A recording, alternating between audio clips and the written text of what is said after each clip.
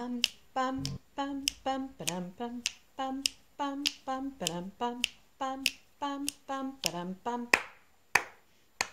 Mami Made! Heute macht die Mami das. Hallo und herzlich willkommen bei Mami Made. Ich bin die Sarah und hier auf dem Kanal gibt es jeden Freitag ein neues Video aus den Themenbereichen Nähen und Do-It-Yourself. Wenn das etwas ist, woran ihr Freude habt, abonniert doch hier unten den Kanal und aktiviert das kleine Glöckchen, dann informiert euch YouTube über neue Videos von mir und ihr verpasst nichts davon. Ich hatte ja bereits angekündigt, dass es vor Weihnachten noch das ein oder andere Seifen-DIY geben wird und heute ist ein solcher Tag. Heute stellen wir selbstgemachte Seife her, die aussieht wie das Meer. Und zwar einmal in dieser Form oder alternativ, falls ihr nur Formen für einzelne Seifen besitzt, kann das Ganze auch so aussehen. Ja, es ist Winter, aber wer mag nicht das Meer? Ich finde diese Seifen einfach wunderschön und ich finde, sie eignen sich ganz hervorragend als selbstgemachte Geschenke. Das heutige Video wird unterstützt von Greenham, deren Produkte ich heute für diese Seifen auch verwenden werde. Bei Greenham im Shop, den ich euch unter diesem Video natürlich wieder in der Videobeschreibung verlinke, findet ihr diverse Gießseifenbasen. Und zwar nicht nur eine transparente und eine weiße Gießseife, wie es bei manchen Herstellern der Fall ist, sondern auch mit pflegenden Beistoffen wie beispielsweise Shea-Butter, Aloe Vera oder sogar Ziegenmilch. Darüber hinaus gibt es von Greenham auch Seifenfarben, die ich heute verwenden werde, und Seifendüfte. Ich persönlich mag die Gießseifen von Greenham vor allem wegen dieser pflegenden Zusatzstoffe, aber auch weil alle Gießseifen von Greenham SLS-frei und teilweise auch SLES-frei sind, was zum einen gut für meine empfindliche Haut und zum anderen eben für die Umwelt ist, weil nichts ins Wasser gerät, was da nicht hin soll.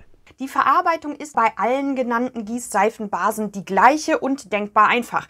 Ihr schneidet einfach ein Stück des Klumpen ab, schneidet den dann in etwa daumengroße Stücke, füllt das Ganze in ein Glasgefäß und könnt die Seife dann schmelzen, und zwar entweder in der Mikrowelle oder in einem Heißwasserbad.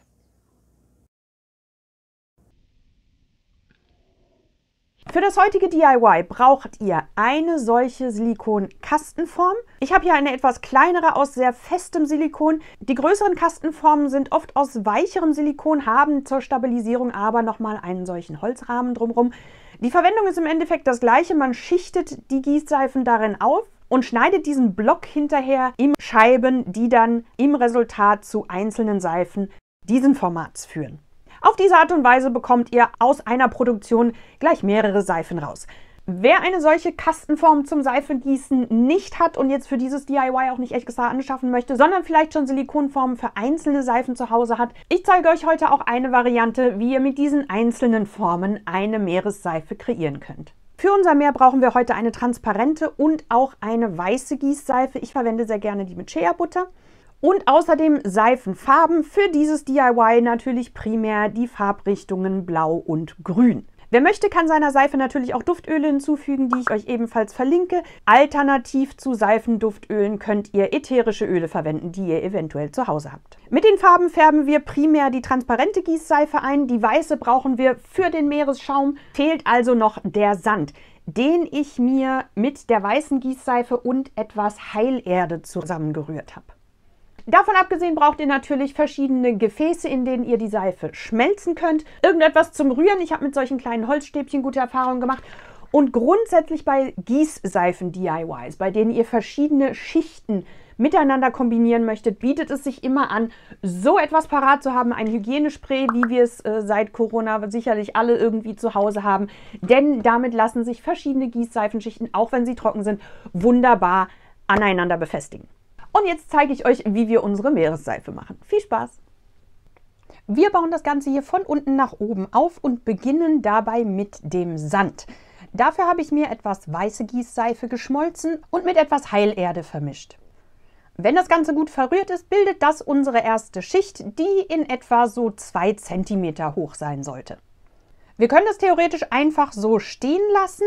Ich persönlich finde es allerdings schöner, wenn im Querschnitt später der Sand nicht einfach nur eine gleichmäßig abgeschlossene 2 cm hohe Schicht ist, sondern entweder leicht schräg oder auch die ein oder andere Unebenheit drin hat. Das könnt ihr erreichen, indem ihr jetzt, solange die Seife noch warm ist, eure Silikonform ein bisschen schräg stellt oder verschiedene Gegenstände drunter legt. Einfach die eine oder andere Ecke ein wenig anheben. Alternativ könnt ihr, wenn das Ganze angefangen hat anzutrocknen, mit einem Löffel oder einem Stäbchen oder sonstigem dieser Seifenschicht auch Form verpassen. Meine Seife ist dafür gerade jetzt noch zu flüssig, aber wie gesagt, wenn die etwas angetrocknet ist, könnte man da Kerben reindrücken. Und so lassen wir das Ganze jetzt stehen, bis diese Schicht eingetrocknet ist. Bei den späteren Schichten ist das nicht ganz so wichtig. Da ist es auch schön, wenn die unterschiedlichen Farben sich ein bisschen vermengen. Wir wollen aber nicht, dass unser Sand sich mit dem Meer vermischt. Deshalb ist das hier tatsächlich die einzige Schicht an dieser Seife, die wir wirklich komplett durchtrocknen lassen, bevor wir weitere warme Seife oben drauf geben. Wenn unsere Sandschicht komplett durchgetrocknet ist, können wir anfangen, uns um das Meer zu kümmern. Dafür schmelze ich transparente Gießseife und färbe sie blau ein. Ich arbeite mich bei dieser Seife von unten nach oben von einem dunkleren Farbton in Richtung eines helleren Farbtons. Das heißt, meine erste Charge färbe ich möglichst dunkelblau ein. Damit unsere Seife später zwischen diesen beiden unabhängig voneinander gegossenen Schichten nicht einfach auseinanderbricht, gibt es einen kleinen Trick und der besteht darin, diese eine Schicht mit ein bisschen Alkohol zu besprühen, bevor ihr die neue Seife aufgießt. Das sorgt einfach dafür, dass die Oberflächen sich besser verbinden. Ich behalte ein wenig meiner blauen Gießseife in meinem Glas, fülle mit neuer transparenter Gießseife auf, schmelze die und erhalte so einen etwas helleren Farbton für die nächste Schicht. Hier könnt ihr gerne auch variieren und so wie ich ein bisschen Grün hinzufügen, um einen türkiseren Ton zu erlangen. Und so mache ich das immer weiter, immer heller werdend. Ich habe nach der dritten Schicht angefangen, auch ein bisschen weiße Gießseife hinzuzufügen und ganz vorsichtig unterzumischen, um ein bisschen Wellenschaum zu simulieren. Je nachdem, wie lange ihr zwischen den Schichten wartet oder eben auch nicht, entscheidet darüber, wie sehr sich die unterschiedlichen Farbtöne miteinander vermischen oder eher separate Schichten bilden. Damit könnt ihr so ein bisschen rumspielen. Wenn ihr lieber gerne wirklich abgeschlossene Schichten habt, unterschiedlicher Farbtöne, das kann sehr schön aussehen, denkt immer daran, dass ihr zwischen der trocken gewordenen und der noch flüssigen Schicht immer ein paar Spritzer Alkohol hinzufügt. Ich arbeite mich so also immer in Richtung heller werdendem Blau und schließe das Ganze ab, indem ich eine Schaumschicht weißer Gießseife auftrage.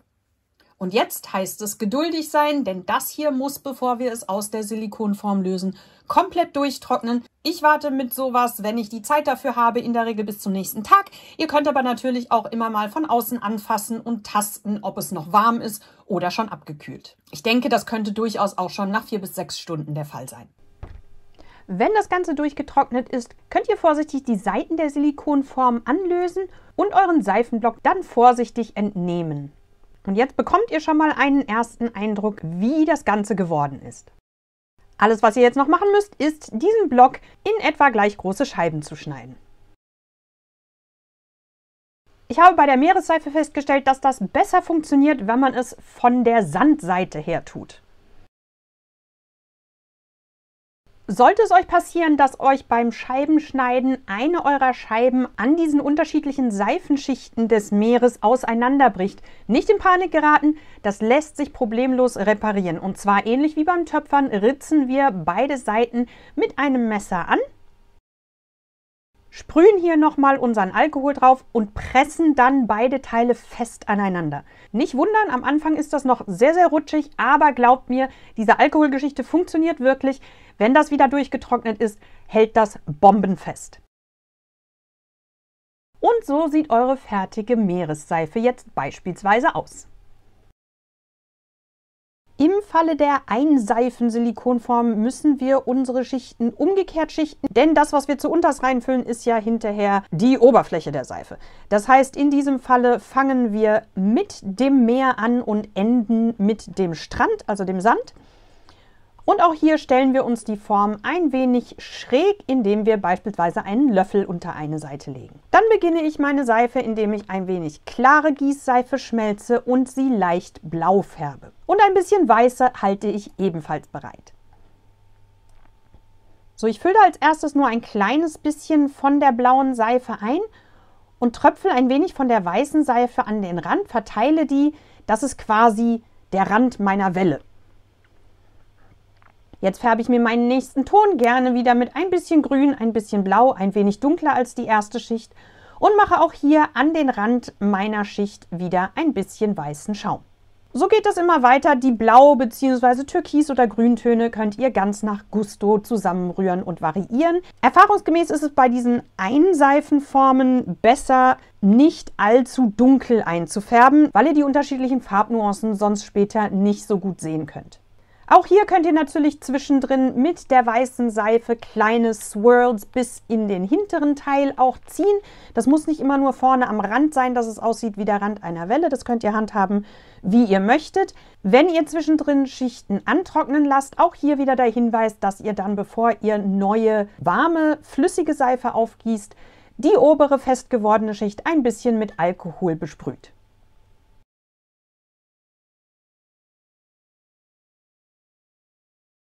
Die letzte Wasserschicht lasse ich auf jeden Fall ganz antrocknen, denn die soll sich ja eben nicht mit dem Sand, der jetzt kommt, vermischen. Dafür mische ich, wie vorhin auch schon, ein wenig weiße Gießseife mit ein bisschen Heilerde. Besprühe dann meine trocken gewordenen Meeresschichten mit Alkohol und fülle diese sandfarbene Gießseife zuletzt ein. Auch hier gilt es jetzt wieder Geduld zu haben und zu warten, bis alles gut durchgetrocknet ist, bevor ihr die Seife aus der Form entfernt, die dann so oder so ähnlich aussehen kann. Hübsch als Geschenk verpacken könnt ihr eure selbstgemachten Seifen in speziellen kleinen Kästchen. Die gibt es in bedruckter Form oder auch mit Sichtfenster. Ich verlinke euch einige in der Infobox unter diesem Video. Oder natürlich, wie es in etlichen DIY-Tutorials euch gezeigt und empfohlen wird, in Seidenpapier, hübsch bedrucktem Papier oder sonstigem. Lasst mich euch diesbezüglich diesen Tipp mit auf den Weg geben. Macht das nur, wenn ihr diese Seifen a. sehr bald verschenken möchtet und b. ihr euch relativ sicher seid, dass die dann beim Beschenken auch relativ bald in Benutzung sein werden und nicht lange herumliegen. Warum? Weil eure mit Gießseife hergestellten selbstgemachten Seifen garantiert früher oder später so aussehen. Vielleicht habt ihr das schon mal gesehen bei Seifen, die ihr selber hergestellt habt und die dann eine Weile unbenutzt herumlagen. Oder vielleicht habt ihr auch tatsächlich schon mal Seifen bei euch entsorgt, die so aussahen, nämlich mit einer solchen Oberfläche voller kleiner Tröpfchen. Eins vorab: Entsorgen muss man solche Seifen nicht, da ist überhaupt nichts kaputt dran. Dass sich diese Tröpfchen bilden, ist ein vollkommen natürlicher Prozess, denn die allermeisten Gießseifen, die ihr für solche Gießseifen-DIYs verwendet, sind Seifen auf Glycerin-Basis. Glycerin hat die wundervolle Eigenschaft, Feuchtigkeit an sich zu binden, aus der Luft. Das ist tatsächlich unter anderem einer der Vorteile von Glycerinseife, dass sie dazu führen, dass eure Haut wunderbar mit Feuchtigkeit versorgt wird. Offen herumliegend führt es dazu, dass Glycerin eben die Feuchtigkeit aus der Luft zieht. Ergo, es an der Oberfläche zu diesen Tröpfchen kommt, das ist nichts weiter als die Feuchtigkeit aus eurer Raumluft. Und je nachdem, wie feucht der Raum ist, in dem diese Seife aufbewahrt wird, desto schneller passiert das und desto eher werdet ihr dieses Phänomen feststellen. Wenn die im Bad rumliegen, geht das relativ schnell. So, was heißt das für unsere Geschenkverpackung? Das bedeutet, dass wenn ihr diese Seifen gerne zum Beispiel verschicken möchtet oder ihr sie noch eine Weile lagern möchtet, bevor ihr sie verschenkt, oder ihr sicher gehen möchtet, dass diese Seifen auch bei der beschenkten Person noch so lange, wie sie nicht in Benutzung sind, schön aussehen, führt leider kein Weg an Plastik vorbei. Das heißt, ihr könntet diese Seifen mindestens in Zellophantütchen einpacken und möglichst luftdicht mit einem Schleifenband verschließen oder euch alternativ ein kleines Gerät besorgen, das Zellophanfolien versiegelt, da eure Seifen reinmachen, das Ganze versiegeln und dann mit einem Föhn oder einem solchen Heißluftgerät zusammenschrumpfen.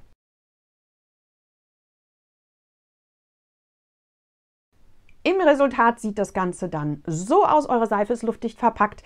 Ihr könnt die dann natürlich immer noch so verschweißt in ein solches Geschenkkästchen packen, aber ihr könnt auf jeden Fall sicher sein, dass eurer Seife nichts zustößt, dass die so frisch ist wie gerade frisch aus der Form gepellt. Das nur als Tipp am Rande. Ich hoffe, dieses Tutorial hat euch gefallen. Wenn dem so ist, freue ich mich sehr, wenn ihr dem Video unten einen Daumen nach oben gebt und es vielleicht mit eurer DIY-Community teilt, damit die auch schöne Meeresseifen herstellen können und den Tipp mit der Verpackung kennen. Hier auf dem Kanal geht es weiter jeden Freitag mit Näh- und DIY-Tutorials. Wenn ihr Lust auf weitere Videos von mir habt, abonniert am besten hier unten den Kanal und aktiviert das kleine Glöckchen. Dann informiert euch YouTube auf eurem jeweiligen Device über neue Videos von mir. Ihr seht, worum es geht und könnt dann entscheiden, ob ihr das Video ansehen möchtet oder nicht. Schaut euch sehr, sehr gerne auch mal bei meinen bisherigen Videos auf meinem Kanal um. Da gibt es auch verschiedene Playlists, gerade jetzt für Weihnachten oder sonstige Angelegenheiten. Vielleicht findet ihr da die ein oder andere Inspiration. Ansonsten freue ich mich, wenn ihr mal wieder reinschaltet und sage Tschüss, bis zum nächsten Mal.